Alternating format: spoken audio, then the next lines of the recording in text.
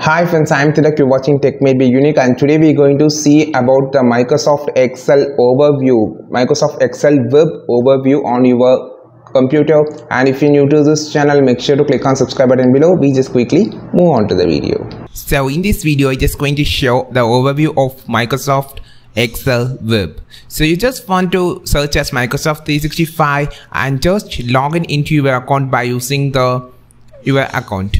And here this is the first page that you will see, and here there will be a document, presentation and workbook, which is Excel. So this is a web version which is limited in options on the while comparing to the original version of the Excel.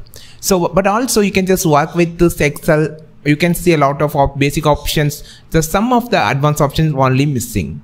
So this is the home section of the Excel sheet, and here in home section you will see an option to copy, paste, and also the text formatting options, alignment options, and also the table formatting option, the cell styles, and you can just select it from insert the tables, rows, columns, and delete the formatting options, clear, something like that.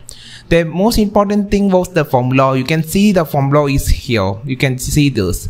And then the insert option, which allows you to insert the table, pictures, shape, column, line, pie, bar, and every charts. So this is a draw option and page layout option, formulas option, data, review, and view option.